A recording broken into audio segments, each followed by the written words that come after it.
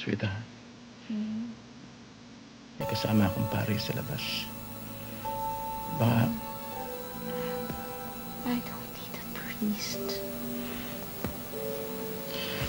I'm not ano ba? I'm a lawyer. Bar top-notch.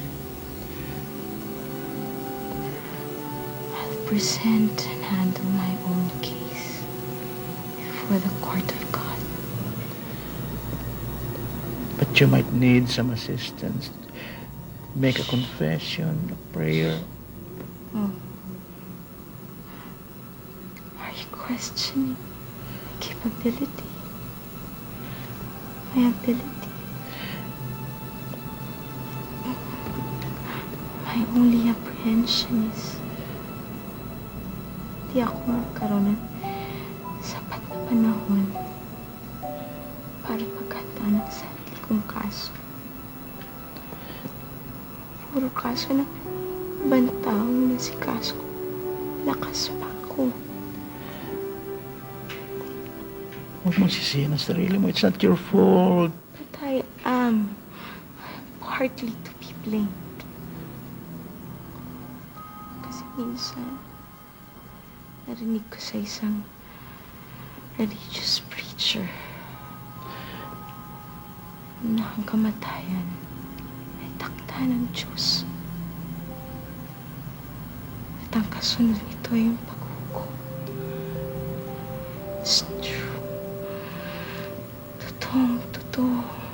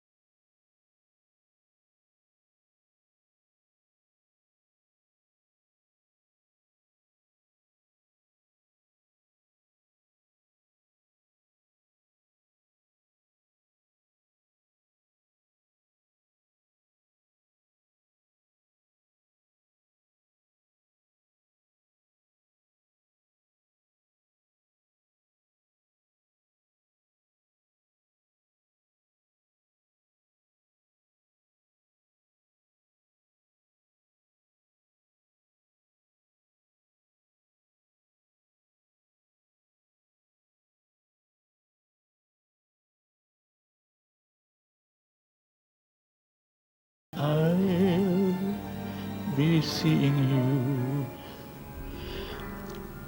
in all the old familiar places that this heart of mine embraces all day through. In that small cafe,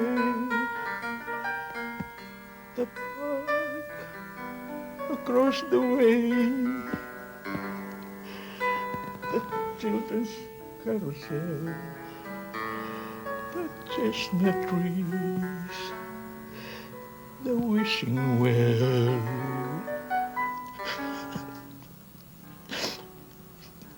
I'll be seeing you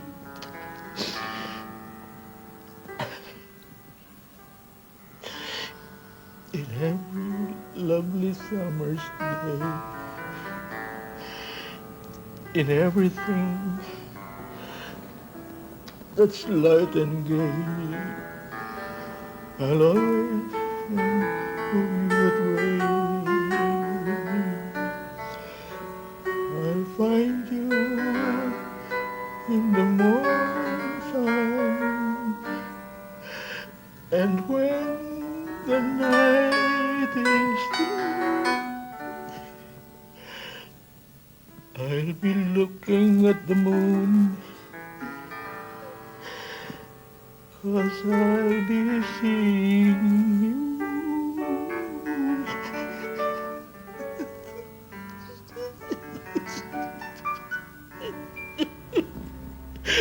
It's unfair, it's unfair, it's unfair.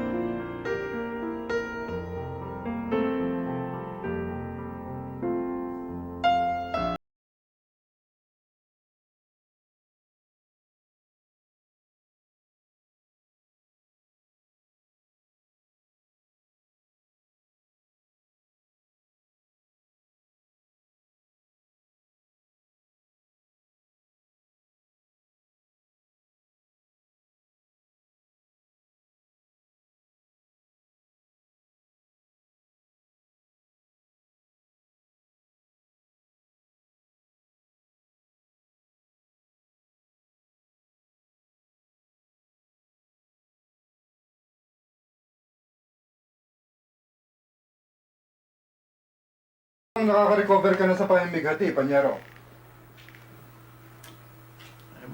Okay. Kaya lang,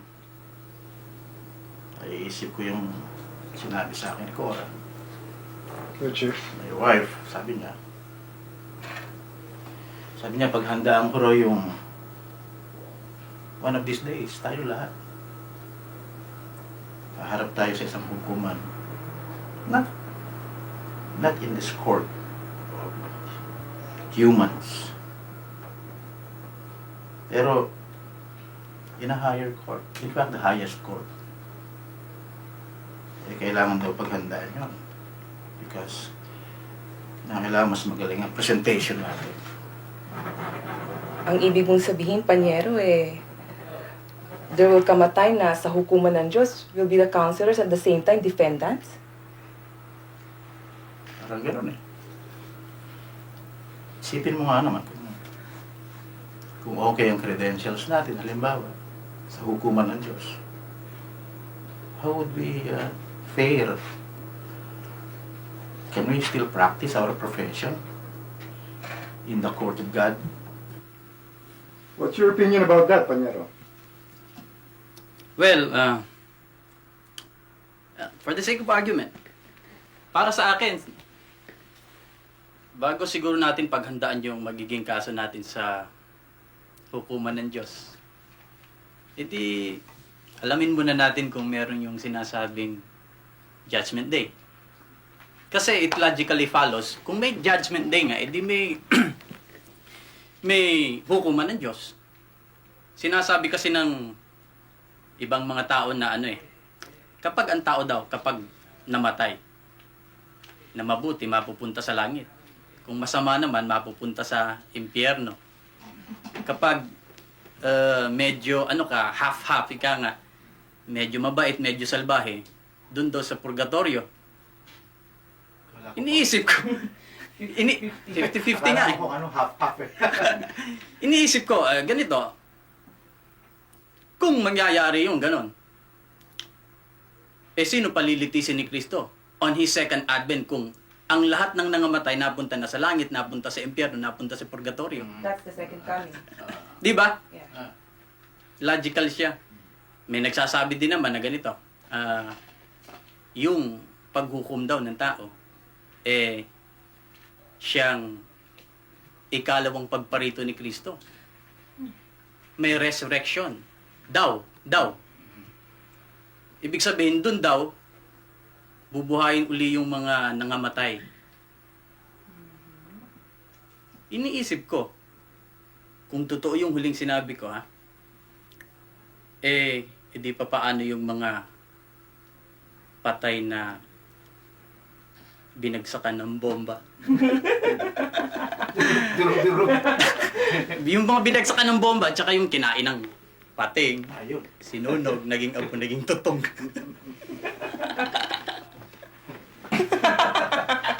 Ikalawa, granting without admitting na talagang may hukuman sa langit, ngayon pa lamang talo na tayo. Bakit naman? Because the only thing that we know is the jurisprudence in the People's Court of Laws. We don't know anything about, tanga tayo, in the jurisprudence ng Diyos. We don't even know His court of, rules of court, whatever. At pihado, contempt of court tayong apat.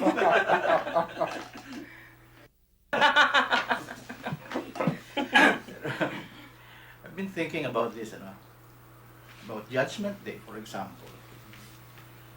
Kung totoo ang Judgment Day, mabuti na yung handa, di ba? Ngayon, kung hindi man totoo, at pag-aralan natin to, we've got nothing to lose. Well, paano naman tayo maghahanda? Well, we could learn from people. We could learn about God's laws. Hindi naman talaga sikreto yan. How?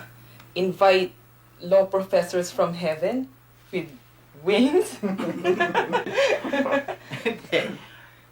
We can do this. Ano? We could invite preachers from various denominations, di ba? Mahihilig mag-i-explain yan, di ba?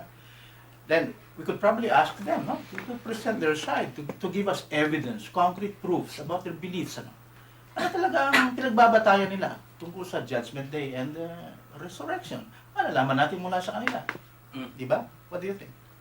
Saan natin gagawin yung conference for heaven's sake? Well, madali naman imbitahin yan eh. Marami nga rin, kahit sa bangketa eh. Papaliwanag ng kanilang side eh. Siguro naman, papayag yan, no? Of course, kung meron tayong facilities na mas maganda, pero I think, pwede na natin imbitahin dito sa ating conference room. Papayag na siguro yan. Hindi kaya magpaluan ng siya ang mga yun? Ewan ko, pero they're supposed to be sensible people, no? Mga preachers yan. They talk about love of fellow men, di ba? Brotherly relationships. Hindi naman siguro. Pero, kailangan kasing ma-realize nila na yung ating purpose talaga ay malaman kung ano yan ating sinusuri, nire-research. I doubt if anything like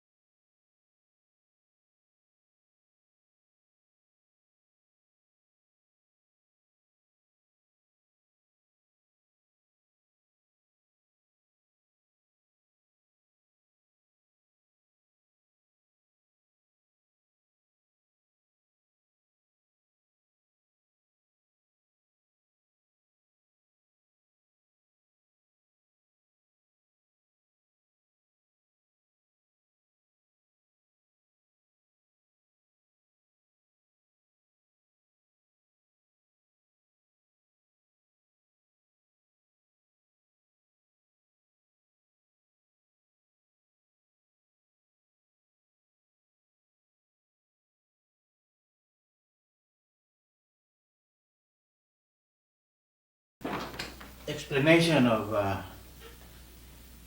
representative from the Catholic Church, si Mr. Vivas. Mr. Vivas. I suppose we would like to listen also to the representative of the Protestant Church. So, pwede bang mapakinggan naman namin kayo, yung side ninyo? Sinukat Will, hindi na natin kailangan gumawa pa ng kung ano-ano. Ang mahalaga ay sumampalataya lamang tayo sa ating Panginoong Hesukristo.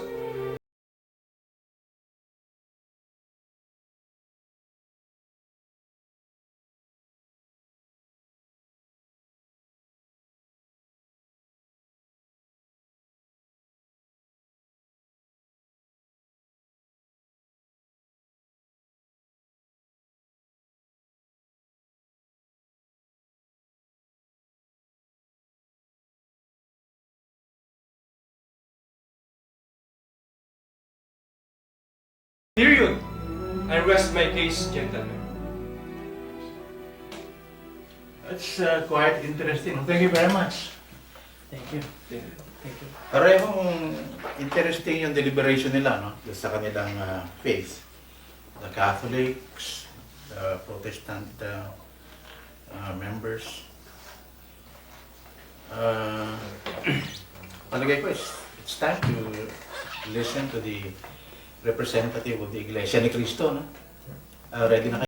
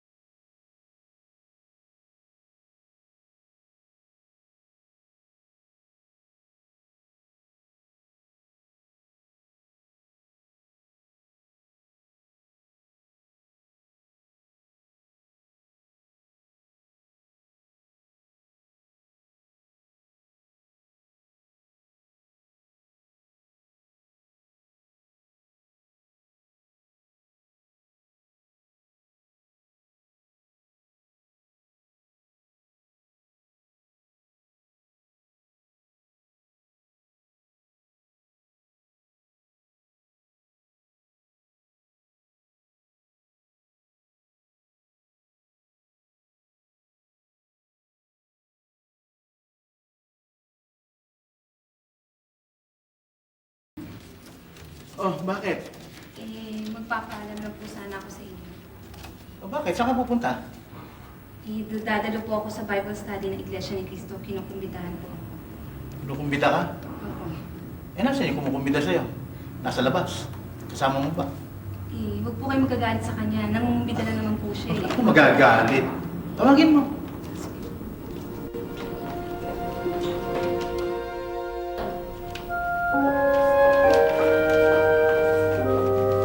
Pasensya na po kayo, attorney, kung hindi ko na ipagpaalam sa inyo si Tanya. Huwag po sana kayo magagalit. Anyway, isang oras lang naman po ang aming Bible study. Bakit naman ako magagalit kung kinukumbidan nyo? Ang ibig ko lamang itanong, bakit naman si Talia lang ako kinukumbidan nyo? Ano pong ibig niyo sabihin? Ako, wala ba akong karapatang makinig at tumaligtas din naman. Ay, kayo po. Kung gusto niyo sumama, pwede po. Tayo po kayo, sumama kayo. Pero magtatanong mo ako. Oo, sige po. Sige, sama ako. Ate, pwede po.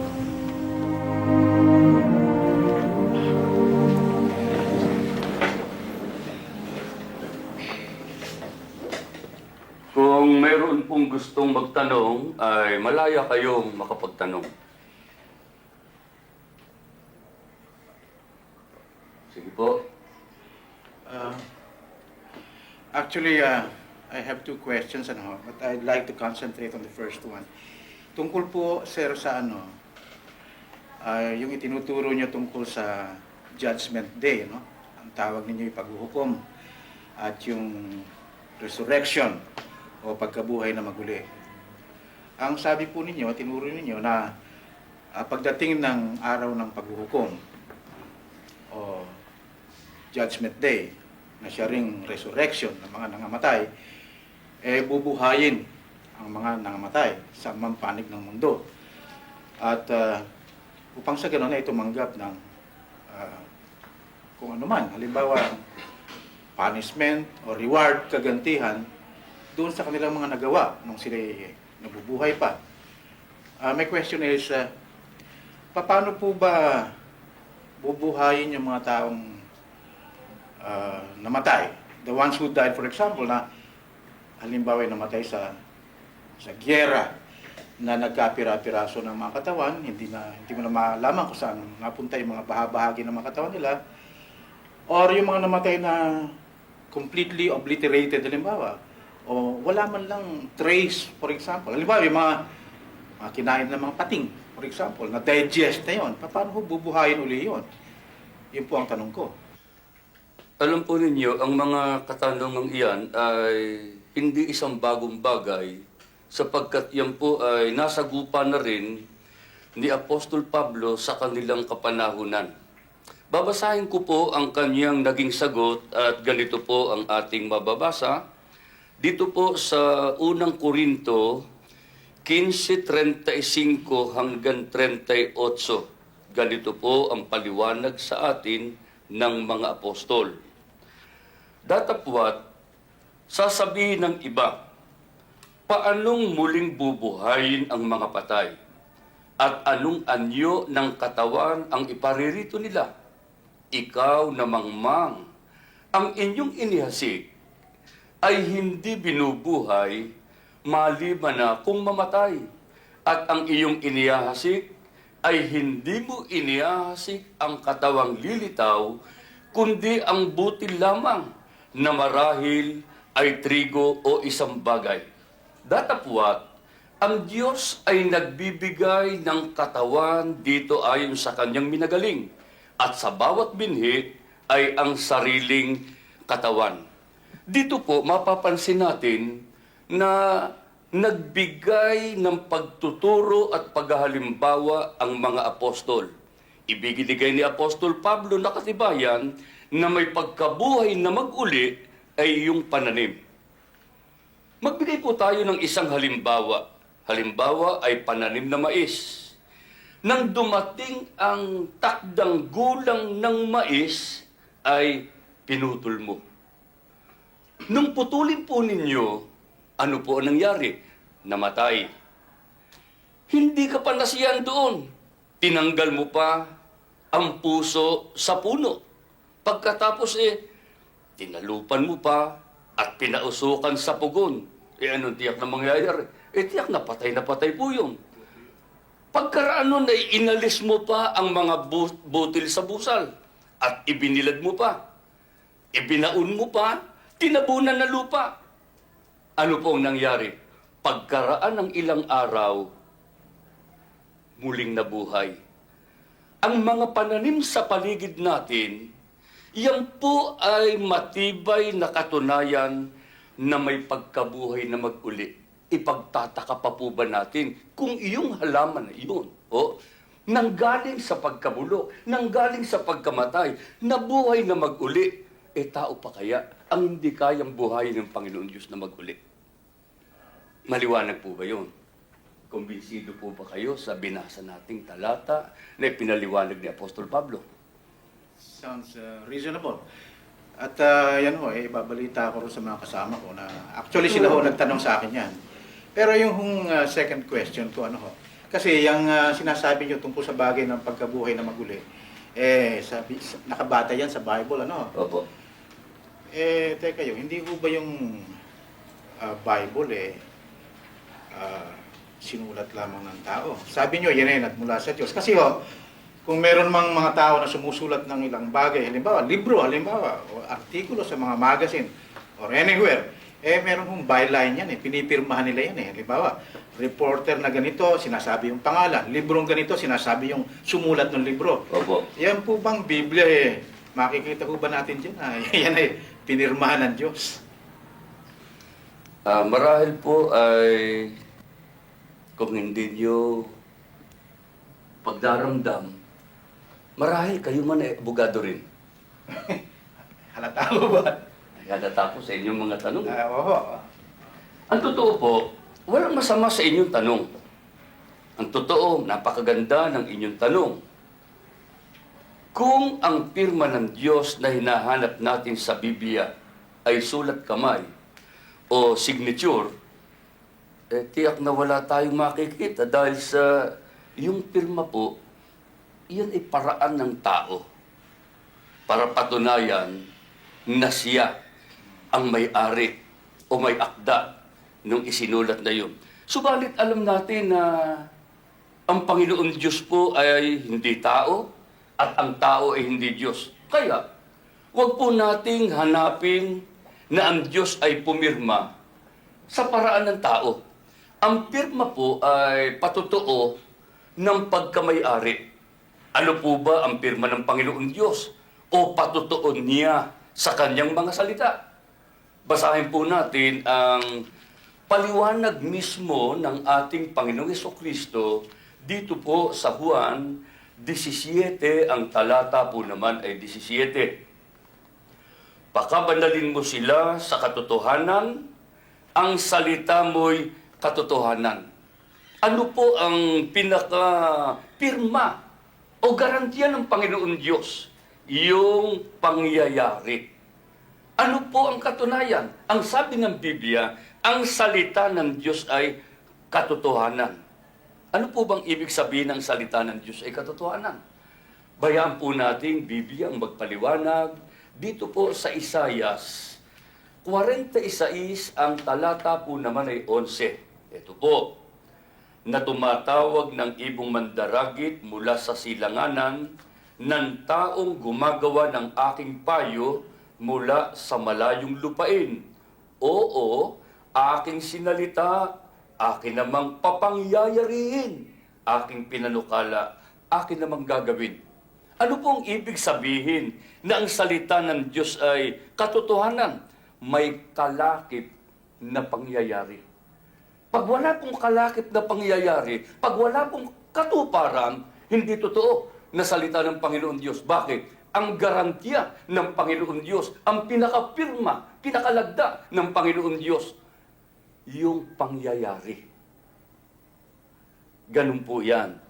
Kaya, dahil po diyan, ang Panginoon Diyos ay nagsalita nung unang siglo, magkakaroon ng digmaan, natupad.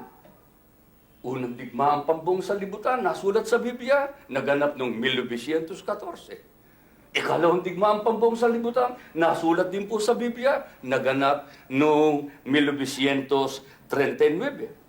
Sinabi po ng Panginoon Diyos, magkakagutom at lilindol sa iba't ibang mga dako, tayo po ang buhay na saksi. Naganap po yan. Nagkaroon ng katuparan. Ano lang po ang pinatutunayan sa atin ng mga pangyayaring yan? Totoo ang salita ng Panginoon Diyos. Kaya, ang pinakakatunayan na totoo ang salita ng Panginoon Diyos, huwag po nating hanapin yung pirma na nalalaman ng tao. Ang tingnan natin, natupad po ba? Kung natupad, totoo po na iyan ay mga salita ng Panginoon Diyos na walang makapipigil at iyan din po ang hamon ng Panginoon Diyos. Ako'y gagawa. Sino ang pipigil? Ito po ang pirma ng Diyos sa kanyang mga salita.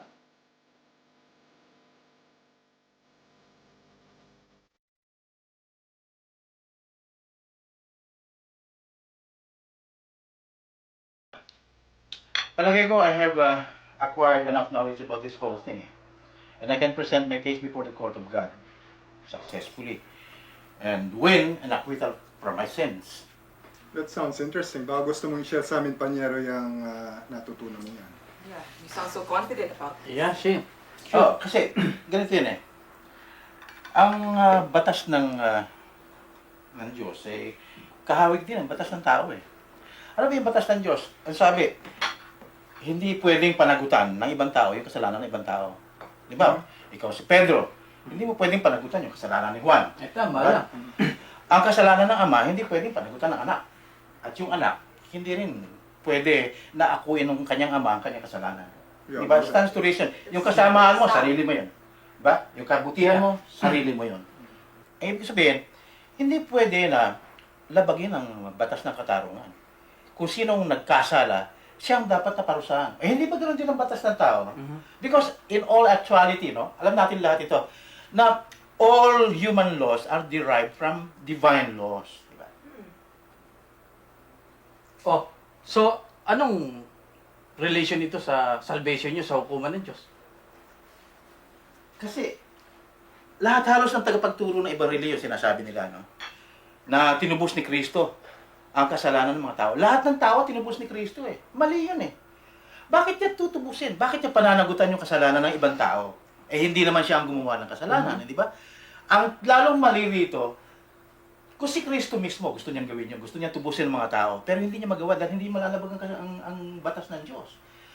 Lalong mali, yung sinasabi ng ibang mga tagapagturo na kumuha tayo ng ibang tagapamagitan. Isang. Halimbawa, mediatrix. Para ipamagitan tayo, para maging mediator, halimbawa. No? Mali yun eh. Hindi gagawin ni Kristo yun. Hindi lalabagin ni Kristo yung kautusan ng Diyos. Yung batas ukol sa kasalanan. Sapagkat, look, sinabi ni Kristo, ako'y naparito, sinabi nila, tinuro sa akin yan, sinabi ni Kristo, ako'y naparito sa daigdig nito para tuparin ang kautusan at hindi upang labagin. Teka. Lumalabo yata. Hindi ba universally accepted na si Jesus ang Savior na binigay ng Diyos, God the Father, na manunubos ng mga makasalanan? Yun din yung alam ko. Oo, pero lalabagin ba ni Kristo ang kautusan o ang batas ng Diyos ukol sa kasalanan? Na yung taong nagkasala na hindi naman niya na hindi niya katawan, hindi niya, tubusin niya, nilalabag niya ang batas ng Diyos. Sapagkat sabi ng Diyos, ang taong nagkasala, ang siyang dapat na parusahan. See? That's the whole point. So, think about it. Ang kayang bayaran lamang ni Kristo ay ang kanyang sariling kasalanan. Pero alam natin na si Kristo ay banal at walang kasalanan, di ba? Ano ngayon ang binayaran ni Kristo at sino yung tinubos niya nung siya'y namatay sa krus? Sapul. That's it. Ano nga? Ano ang ginawa ni Kristo o ng Diyos upang sa gayon mabayaran ni Kristo ang kasalanan ng ibang tao? Paano? Ano ang naging plano? Ano naging katarungan, halimbawa? Para magampanan niya ito. Ano nga? Ano Panyero? Pinapatay mo naman kami sa suspense. Ganito yan. I wish I could explain this as beautifully as the ministers of the Iglesia ni Cristo. No? Pero ganito eh. Ganito ang sinabi nila sa akin eh. Binasa nila sa akin yung Ephesians 2:12-16. Ang nakalagay doon, yung paglikha ni Kristo ng isang taong bago. Ano ba yung taong bago? Ang komposisyon nito, merong ulo at merong katawan. Yung ulo, si Kristo. Yung katawan, tayong mga tao na sumasama kay Kristo. Sa makatwid, doon din naman sa Colossians yata yun, 1:18, sinasabi na yung katawang yun ang iglesia. Iglesia ni Kristo. Sa makatwid, lahat ng tao nagkasala ngayon, naaanib sa katawan o iglesia ni Kristo, magiging bahagi ni Kristo, pwede nang panagutan ni Kristo. Sapagkat katawan niya haharap siya ngayon sa hukuman ng Diyos para panagutan yung kanyang sariling katawan na nagkasala. Dito sa puntong ito, merong keber na panagutan tayo ni Kristo. Maliligtas ka na ni Kristo, matutubos ka na ni Kristo, sapagkat bahagi ka na ng katawan ni Kristo. Labas sa katawan ni Kristo o ni iglesia ni Kristo, walang kaligtasan. Hindi kanya pwedeng panagutan. Which is just right, hindi ba? May katarungan ito. So, do you get the point? Di ba? Tama, di ba?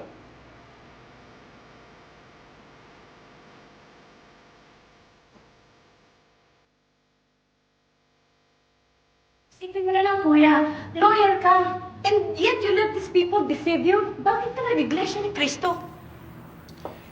Yung salitang deceive, medyo mabigat yan. I don't normally take these things from somebody who's younger than me, no? Pero sinabi mo, dinaya nila ako. Medyo mahirap tanggapin yan eh. Dahil nakinig ako sa araw nila, tama naman, nakumbirti ako, kaya ako nag-iglesia ni Kristo. Kaya huwag mo sasabing dinisib ako o dinaya nila ako.